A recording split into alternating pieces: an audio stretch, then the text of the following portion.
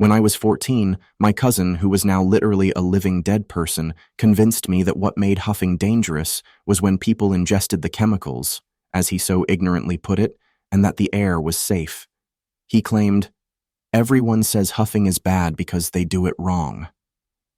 He proceeded to fill a plastic bag with a propellant room deodorizer, and, when it was full, he dumped out the liquid which had pooled at the bottom. He claimed most people leave it in the bag or shoot the shit directly into their mouth through a shirt or rag. Then he took it all in one inhale and then exhaled.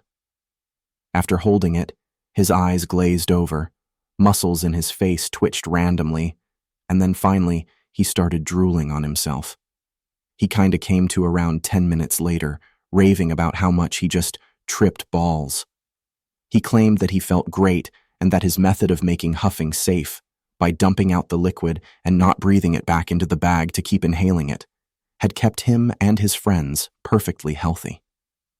After my experience, though, I'm sure he knew he was lying to me.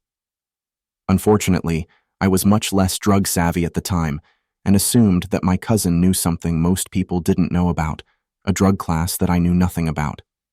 I tried his method. I don't know how I felt. I just know I really, really liked it. I remember doing it with him for the rest of the day until the can was dead empty.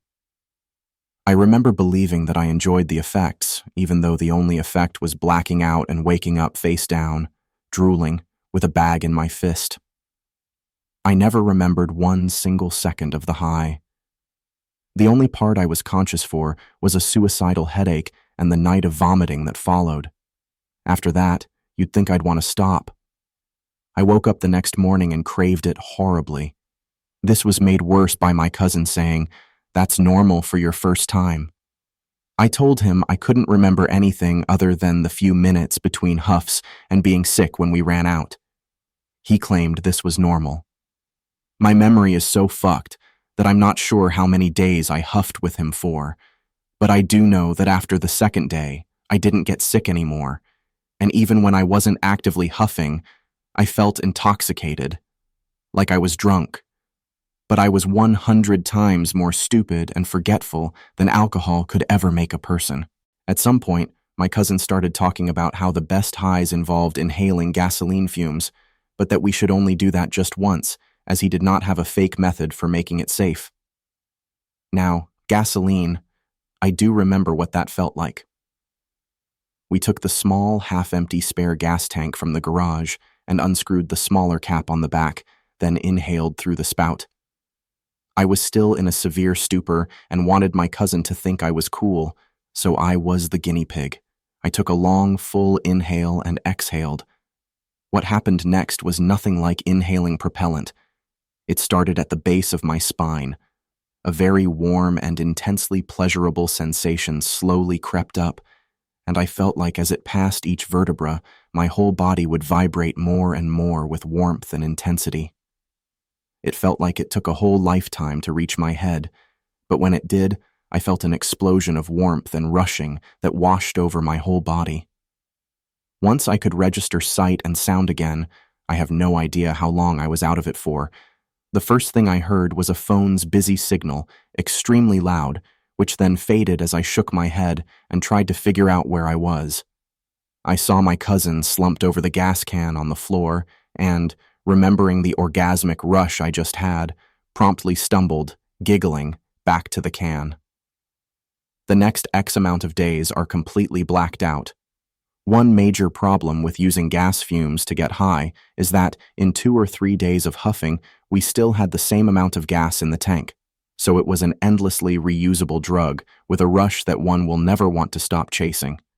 After no more than a week of huffing, I was a zombie whose only function was to keep breathing air filtered through that can. I must have remembered to drink some amount of water because I'm still alive, but I think the last time I ate was the morning after my first use. My parents were out of town for all of this, and my cousin, Anna's mom, had been ignoring each other for years.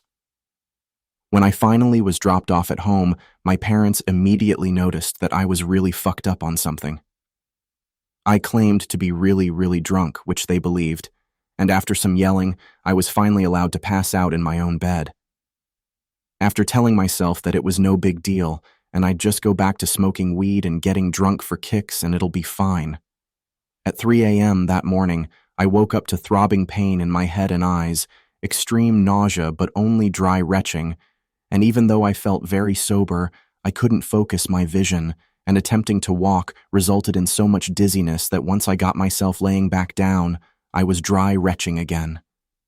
This feeling, combined with crushing depression and cravings, brought me to the point where I probably would have tried to commit suicide at the worst of it if only I could have walked 3 feet without being immobilized by pain and nausea.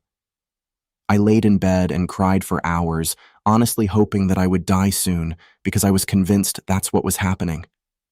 It took 3 days before I was able to get out of bed and be able to pretend I was better from drinking myself sick, my first time trying liquor, which my parents still believe. It took a month for the headaches and pain behind my eyes to go away. I was severely depressed and considered suicide every day for the next year, only getting better after I eased myself back into smoking weed and spent months in therapy. And finally, I know, not think, but know, that I did permanent brain damage. Inhalants are not drugs, and they do not get you high. The pleasurable effects I experienced were my brain's panicked endorphin responses to the neurotoxins that I was exposing it to. Inhalants make you feel high by doing brain and nerve damage. Even if you huff one time, the effects are irreversible. Huffing is getting high on brain damage. My cousin and I never truly spoke again, and we never will. His mother rode off, never leaving his room, as typical teenage angst, and assumed he never came out when she was home because he blamed her for his father walking out a year before. I tried to talk to him a few times over the next 2 months, but he never came to the door, and his mom had to start working a second job, so he was alone all day, every day. I still blame myself for not telling my aunt to take him to the hospital the day that I realized he was still using, when I couldn't get him to unlock his room door to let me in. I was already horribly depressed, and I couldn't imagine how much worse his poisoning would be than mine was. I finally told my aunt that I thought he might be smoking crack, and she ended up calling 911 when she couldn't get any response whatsoever through the door. He was severely malnourished, like literally skin and bones. He was and is completely unable to speak or make coordinated movements. He never got better and never will. And the hardest part for me is that my aunt blames herself. If I just fucking told my parents the truth the night I claimed to be extremely drunk, then they would have freaked out appropriately and my cousin might still have a life. I ruined my aunt's life also. Her son requires full-time care the way an infant would, only he never smiles, never laughs, and never cries. He just stares blankly. The part that truly makes me physically sick is that she is so grateful to me for my selfish lying. She thinks I saved her only son's life, when the truth is that I could have saved him, but I was too much of a coward. That was 8 years ago, and I still have horrible nightmares. I feel like his soul will haunt me my whole life. I've used a lot of actual drugs over those 8 years, and none of them are anything like huffing. Take it from me, as I have done both. You would be doing much less harm to yourself smoking crystal meth all day long than taking one single huff. It took me 3 hours to write this, and I did not do it for my own health. There is no such thing as a safest inhalant. They all create euphoric effects as a result of destroying the brain. I have to live with this horrible lie for the rest of my life.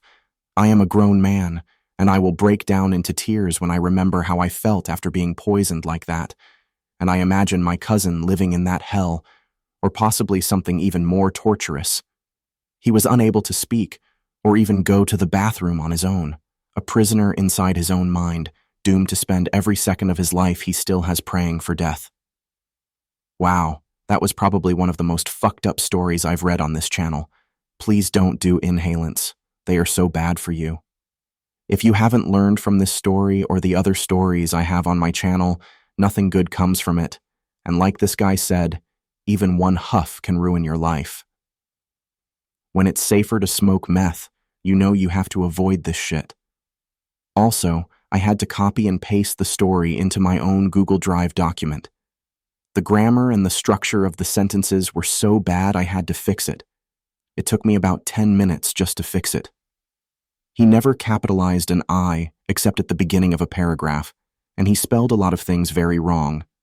So, for some reason, if the story wasn't enough to make you avoid inhalants, maybe the way he wrote the story will. But if you enjoyed this story, please give it a like and subscribe if you're new, and also subscribe to my second channel where I'll be posting some random shit all the time. I just uploaded a video on my phenibut use. I was going to do that on this channel, but I figured I wanted to go off the cuff with it, so I figured I would upload it to that second channel. Anyways, thank you all for your support, and have a wonderful day.